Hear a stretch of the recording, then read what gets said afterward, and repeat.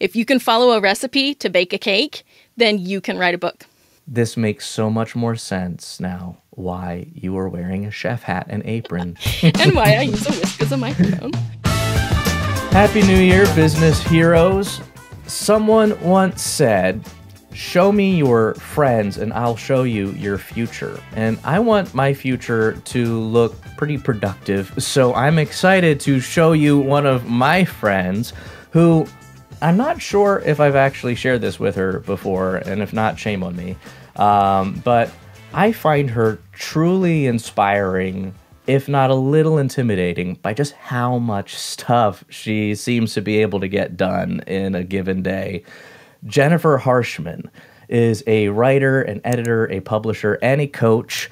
She has edited over 200 books to date, including one that's strategically placed over both of our shoulders, 48 Days to the Work and Life You Love by Dan Miller, and we could have a whole conversation about that. She's written a number of her own, and most recently she's released Your Book Bakery, which is the same name of her group coaching program, where she walks people through writing their first manuscript. Jennifer, welcome, and thank you for taking the time to be on the show. David, thank you so much for having me. Jennifer and I know each other through platform launchers, which I've mentioned here before. I just keep connecting with really cool people there, and I love having conversations. I love showing these people off to you guys. Now, writing is Jennifer's world, and we're going to talk about writing, but we're at the top of the new year.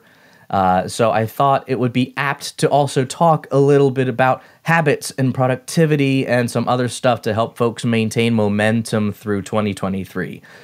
Because Jen, in particular, has always stood out as a doer. Jennifer, you produce a staggering amount of content for yourself, for other people. How many words on average would you say you write on a given day? Oh my goodness. If I look at client work plus all of my own, I would say a few thousand words a day as far as writing, and then editing, my standard is 10,000 words a day. Wow. And as an editor, you need to read too. So like, Yes. How much, you're a voracious reader, I understand. Yes. So I have read more than 20,000 books so far in my life. Wait. Also, you're a parent, and you homeschool, correct? Yes. Jennifer, what do you put in your tea? Like, how do you keep up with this? I have 3 young boys. Like, to be able to read like 2 pages a day, I'll mark that as okay. We're on track. I can feel good about that. Your boys are young and they're really energetic, so they are going to be taking a lot of your time and attention at this stage in their lives and in your life.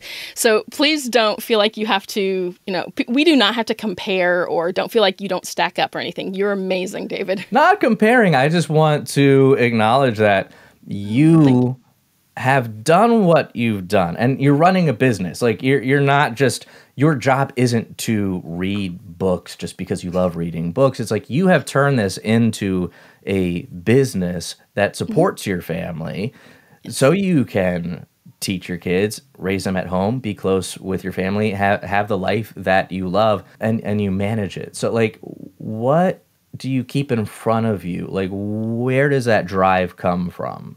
There are things that just need to be done and things that bring me alive. I've worked over the years to shape my life so that almost everything that is in it is something that I want to be in it. So there's a natural motivation. There's a natural joy in the things that I get to do. I like what you said about just being intentional to have in your life the things that you want in your life.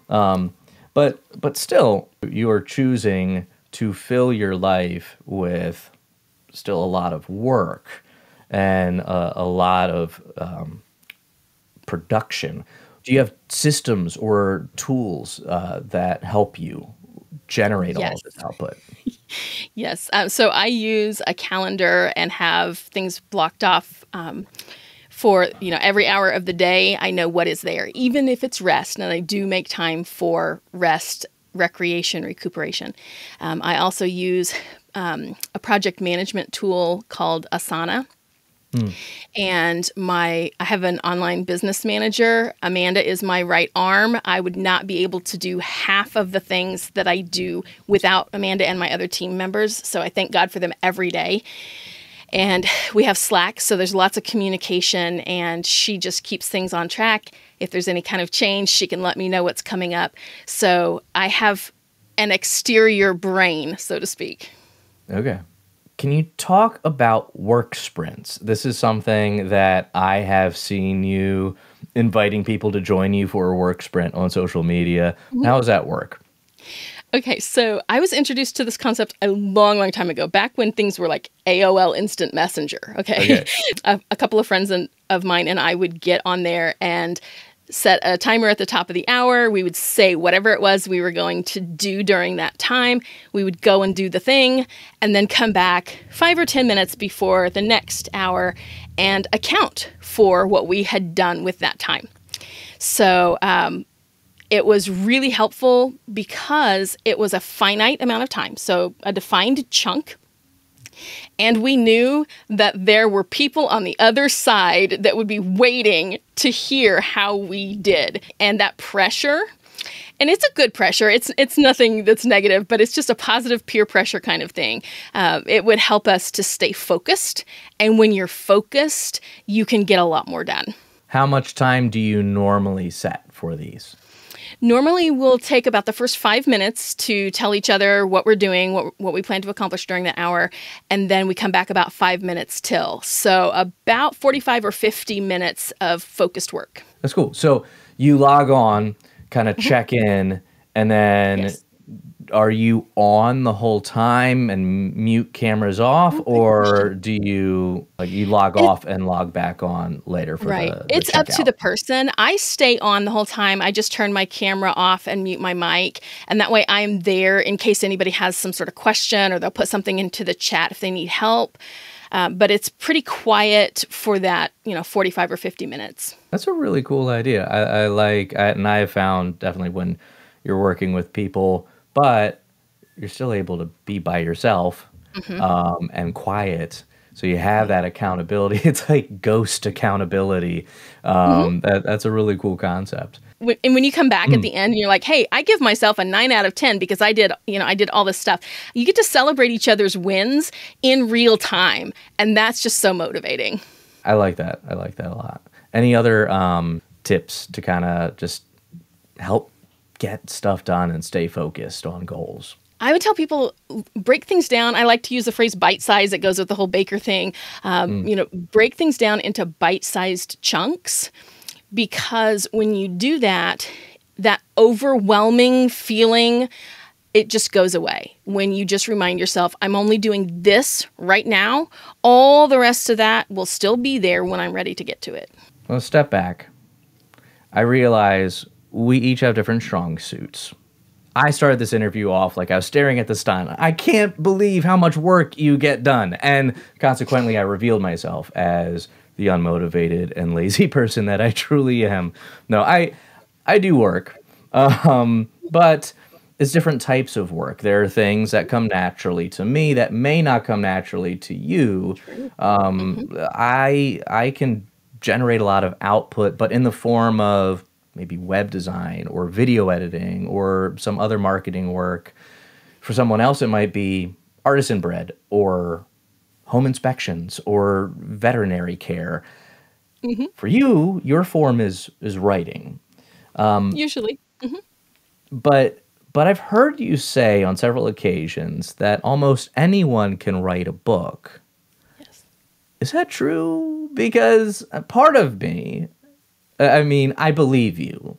I trust you. But part of me feels like, isn't it better to just leave that for the people that are the more natural writers? So my thought on that is, with any given thing, if you know how it is done And if you bring the right attitude and resources to the task, then you can do the thing. It might take some practice. You might not jump right out of the gate and be perfect at it. We don't expect anyone to do that. But if you know how something is done and you can mimic how someone has done it, you can follow the path that someone else has walked, then you can do it. If you can follow a recipe to bake a cake, then you can write a book. This makes so much more sense now why you are wearing a chef hat and apron. And why I use a whisk as a microphone. If you are not the natural writer, you are the home inspector or the artisan baker or the veterinarian, what is the value of writing a book?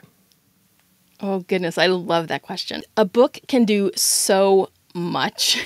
It can do so many different things. A lot of people who are business owners, like the ones that you mentioned, they can use that to help them attract the right type of clients and customers and repel the ones that are just not good fits. So that effort that they put into writing their book can save them so much time for the rest of their lives, and it can help them to make so much more money than they would. Because, helping one-on-one, that's great. Explaining things one-on-one on a phone call or a Zoom call, that can be fun and it can be effective. But if you could take that same amount of time and explain to 1,000 people, imagine what immense goodness that would bring to your business.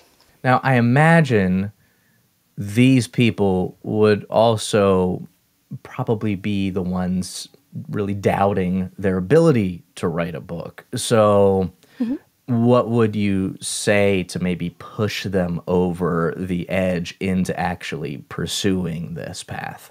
You don't have to write a book. And that statement sounds really counterintuitive, right? It's like, what's there? A lot of times people are better at talking than they are at writing. And if that's the case, then they can literally record themselves talking, explaining all of the things that they would explain to their customers, answering all of the frequently asked questions they receive, telling them whatever they think someone should know. And then that can get transcribed and organized and turned into a book. I like that. I like that approach. And then you can apply that into the proper structures and you help them kind of edit and shape it into something that is more book-like and not just a ramble. Right. I've even helped people, like I will do keyword research and find out all of the different things that would need to go into their book and then create the outline from that and hand it to them and say, just talk about these things, hit record and tell me all about what's on this line right here. And then that does a lot towards structuring the book from the very beginning. What is a bad reason to want to try to write a book? Good, juicy question.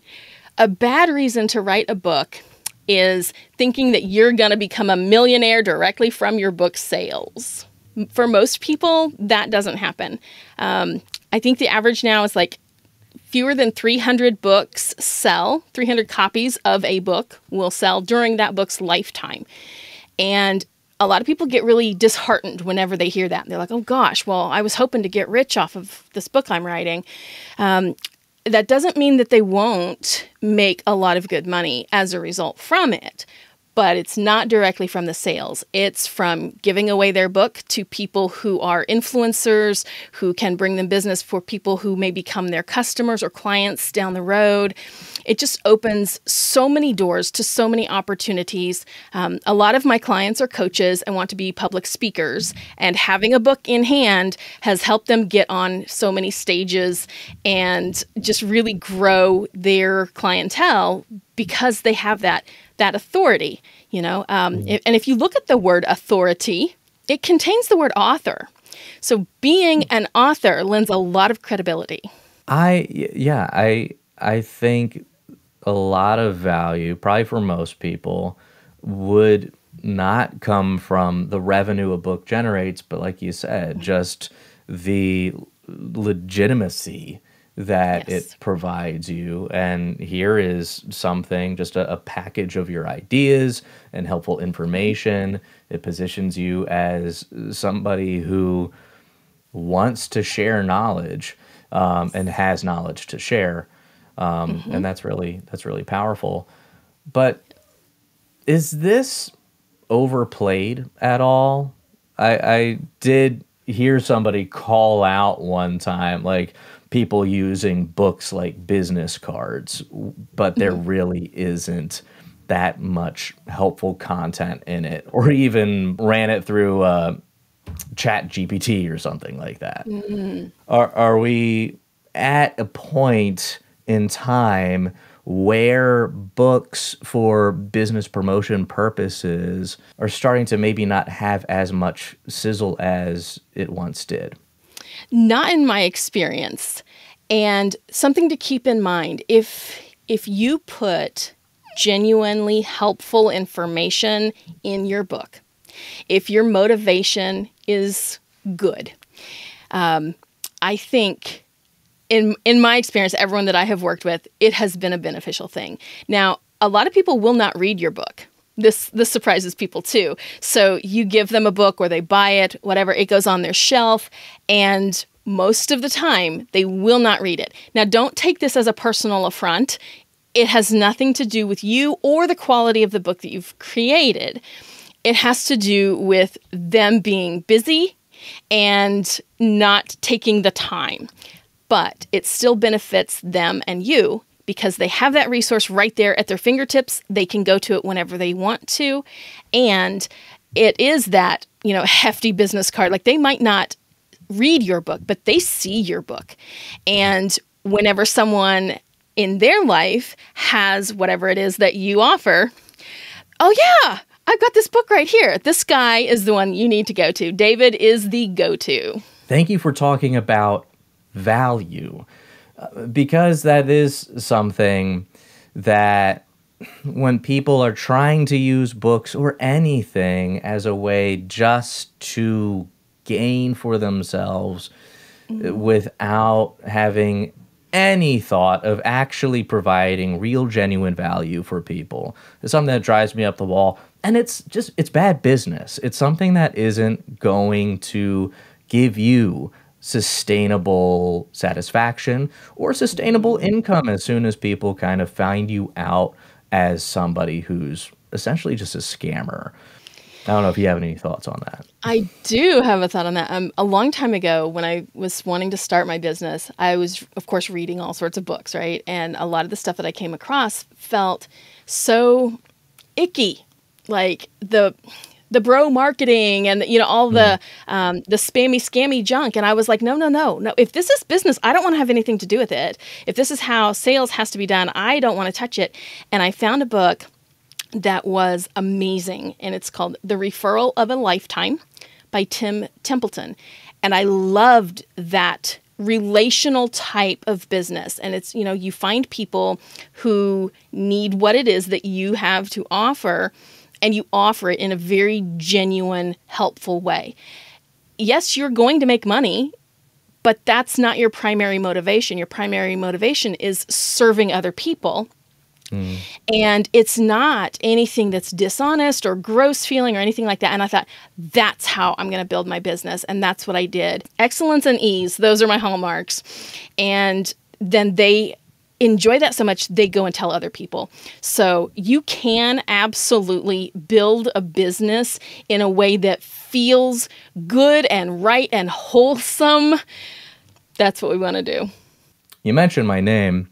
This has been a slightly self-serving line of questioning, because writing a book is an idea that I've been playing around with for a while, but I've always felt like it's something I won't be able to touch for at least another 10 years. But I felt this same way 10 years ago. And here I am, and the gap hasn't closed at all. Right. How can somebody know, how can I know that I'm ready to start writing their first book? Start before you think you're ready. you will never feel like it's a good time. You will never feel like you've learned enough or that you're ready to write a book. It's really common. People, what you just said, people say that to me all the time. I've always wanted to write a book. And a New York Times poll shows that 81% of people want to write a book. But do you know how many people actually do it? Far less than half of 1%. Wow. It's almost 0%. It's so infinitesimally small. It's crazy. And there are all sorts of reasons, like what you just listed. I don't think I'm good enough. I don't think I know enough yet. I don't have the time. And as your life goes on and as you become more and more successful, that is going to become more and more true. You're going to have so many opportunities that will fill up your schedule if you don't set the intention that you're going to write your book this year. And not just decide it. That is a very important first step. Decide, I am going to produce a book this year. But also find the resources that will help you do it. So remember, it is a replicable process. And Tony Robbins says success leaves clues, right? If you want to be successful, find someone who is successful at the thing that you want to do and figure out what they did and then follow in their footsteps. So it doesn't have to be me. I don't have to be the one who helps you with it, but there are plenty of sources and resources out there that can help you to write a book. Just decide you're going to do it, find a resource, and go. What does going look like? What's step one? Step one is asking yourself some foundational questions. Who is it that you want to help? With what? Why? How? And you're going to take your reader from point A to point B. You have to have a path for them to follow. And if you start with the end in mind, so a Stephen Covey principle, right? Begin with the end in mind. You know what you want it to look like. You know what you want it to do. You know all of the results that you want this book to help create for someone. And then you just kind of backwards map it. How do you get to point B from point A? And you'll need systems in place, such as an outline. So doing your research, organizing your material, scheduling time to write. That's a big one. And it seems really obvious, but I can tell you a lot of people don't really think to do that. It doesn't have to be every day. It's helpful if it is, but you do need to put it into at least your weekly schedule. You have to make time to write. Goes back to what we were talking about earlier, just living intentionally. If you want to be a writer, if you want to fill your life with the things that you want it to be filled with, and being an author is one of those things, then put that right in front of you and make time for that. Don't just kind of get wrapped up in everything else and pushed off somewhere where you don't want to be. You dropped a ton of helpful advice and motivation. Before we go, I want to talk a little bit more about your book bakery. You have the book, you have the program, you walk people through step by step, and you already kind of started us down that path. What more do you have to offer, and where can people learn more about this program? So harshmanservices.com is my current main website. I will be making a site for this soon, but at the moment, that's where people can find it. It's under services, and it's Your Book Bakery. I have the print book, I have the ebook, and I also have a print workbook that goes with this that people could access if they'd like. People can contact me if they have any questions. And this coming Monday the 9th, I'm going to be hosting a free session of Your Book Bakery where people can hop on and learn all about how we go through what our calls look like and what they can accomplish, and just kind of explain everything that they might need to know. And it's a 12-week program? It is, yes. So you say that people can write their first manuscript in 12 weeks. There are 51 weeks left in 2023, so that's enough time to bang out at least 4 books if you follow Jennifer's method. So definitely check that out. I'll post a link below to the book, to the program, and be sure to learn more about Jennifer, everything that she has to offer. She's incredibly generous and incredibly gifted. And it's just been a delight having this chance to have a conversation with you. Well, thank you for having me. Anytime I can help you or your people, you just let me know. Will do. Thank you again.